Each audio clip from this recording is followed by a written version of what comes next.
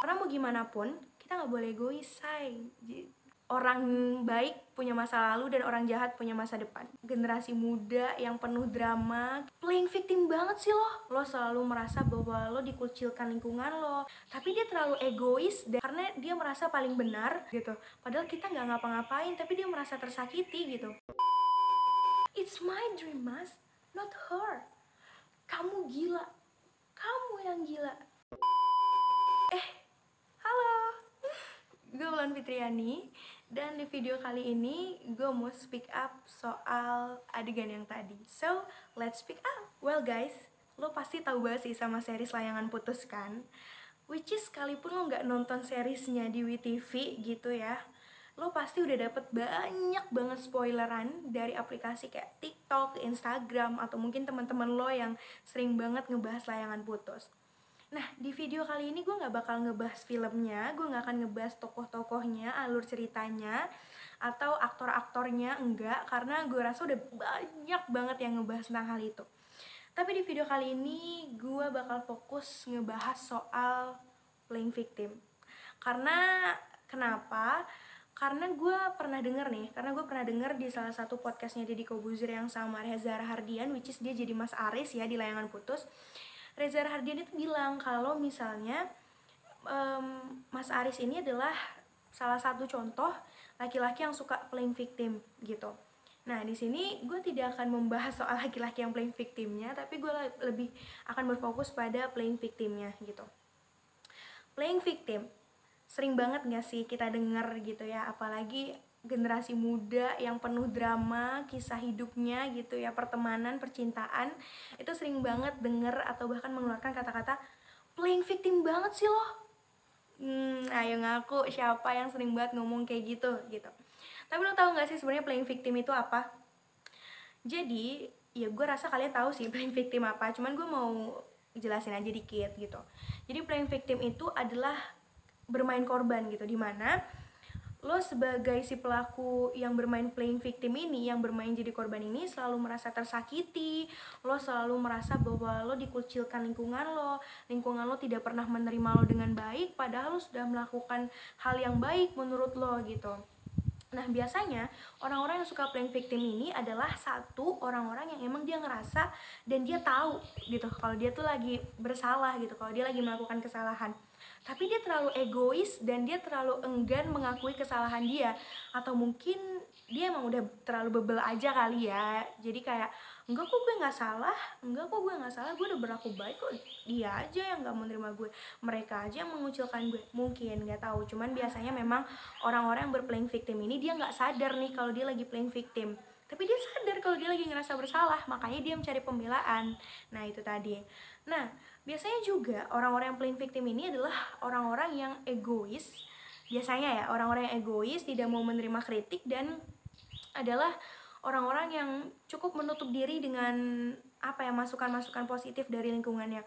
Karena dia merasa paling benar, akhirnya ya kalaupun orang-orang bilang mohon maaf tapi kayaknya kamu terlalu begini deh, nah dia selalu merasa aduh kok gue dibully ya, aduh kok gue dikucilkan ya, aduh kok lingkungan gue gak mau menerima gue ya. Nah, kayak gitu.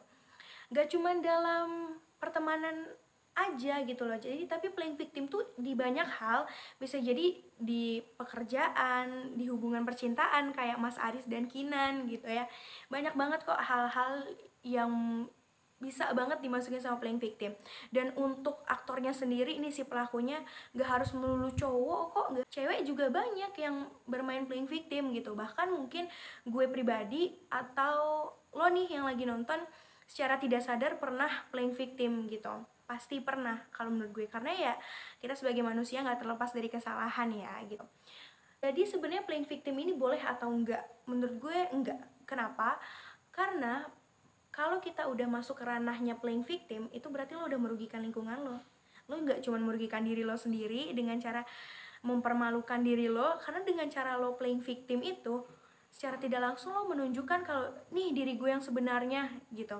Jadi ya orang-orang akan lebih berspekulasi negatif sama lo. Bukannya harusnya lo membangun citra yang positif, membangun vibes positif, cuman dengan lo playing victim, orang-orang jadi makin gak suka sama lo, yang tadinya sebenarnya gak bermaksud gak suka sama lo, gak bermaksud ngebully lo, gak bermaksud ngejahatin lo, tapi karena lo ngerasa dan lo ngeliatin sisi buruk lo dengan cara playing victim, orang-orang jadi kayak, wah gila sih ini orang bener-bener gila gitu. Padahal kita nggak ngapa-ngapain, tapi dia merasa tersakiti gitu. Misalnya gini deh, dalam pertemanan, lo selalu merasa kalau lo ditinggalkan oleh lingkungan lo gitu. Padahal lingkungan lo nggak pernah meninggalkan lo aja yang menarik diri lo dari lingkungan lo. Terus lo merasa yang paling sendirian, lo yang merasa paling gak punya temen. Ya menurut gue itu nggak make sense aja sih, nggak masuk akal gitu. Jadi seharusnya ya kita sebagai lingkungannya dan kita ataupun kita sebagai pelakunya harus sama-sama introspeksi diri dan mengalah aja sih gitu. Atau sebagai orang-orang yang ada di lingkungan orang yang suka playing victim, ya kita aja yang sadar kalau misalnya oh ya dia memang orangnya seperti itu gitu, atau kita yang mengalah. Atau mungkin sebagai pelaku playing victim kita bisa lebih introspeksi diri. Karena menurut gue gini, ketika lo merasa udah berlaku baik sama orang dan masih ada orang yang gak suka sama lo harus lihat berapa banyak orang yang gak suka sama lo dan gimana intensitas mereka gak suka sama lo. Oke, anggap intensitasnya sama menurut lo, tapi ya cuma 1, 2, 3 orang yang gak suka sama lo. Nah mungkin kesalahan itu memang ada sama orang-orang itu yang mungkin iri sama lo, mungkin gak seneng dengan kebahagiaan lo, dengan prestasi lo, dengan apa yang lo raih saat ini dan lain sebagainya. Tapi yang perlu gue jadikan catatan adalah, dan yang perlu kita jadikan catatan bersama adalah, kalau misalnya gak suka sama lo itu udah lebih dari 10 orang, 15 orang, kayaknya diri lo deh yang harus introspeksi diri. Kita yang harus introspeksi diri kalau misalnya udah hampir sekelas nih, udah hampir lebih deh dari 10 orang yang gak suka sama kita, yang kita ngerasa dikucilkan dan lain sebagainya. Kayaknya kita harus introspeksi diri. Karena mau gimana pun kita gak boleh egois, say. Kita nggak boleh egois, say, di kehidupan ini, karena kita nggak hidup sendirian. Sebaik apapun kita berusaha berlaku baik sama lingkungan kita, kalau emang ternyata secara nggak sadar kita melakukan hal-hal kecil yang mungkin membuat lingkungan kita nggak nyaman dan lain sebagainya, ya lo jangan berplaying victim, lo introspeksi diri lo aja. Dan kalau memang lo ngerasa lo bisa sendiri, ya lo lakuin aja sendiri gitu. Tapi lo jangan menggembar-gemborkan gue nggak ditemenin, gue ini, gue itu, dan lo pada akhirnya lo merasa terbully sendiri padahal nggak ada yang ngebully lo gitu. Itu playing victim banget sih. Gue merasa bahwa orang-orang yang playing victim ini akan terus ada gitu. Jadi mau gimana pun gue ngajak lo semua untuk mengintrospeksi diri lo sendiri aja, introspeksi diri kita sendiri sama-sama, selalu berlaku baik gitu ya, dan selalu memaafkan, dan jangan egois, juga jangan menutup diri. Walaupun gampang ya kayaknya gue ngomong kayak gini, tapi prakteknya susah gitu. Ya it's okay, itu yang namanya pembelajaran hidup mumpung masih muda gitu ya kan. Jadi perbanyaklah pengalaman gitu, tapi jangan sampai merugikan orang lain juga.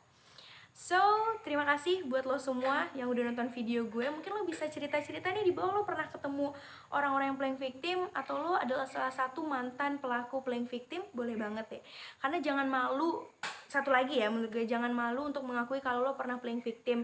Karena quotes of the day-nya adalah, orang baik punya masa lalu dan orang jahat punya masa depan. Gue Wulan Fitriani, thank you for watching, bye-bye.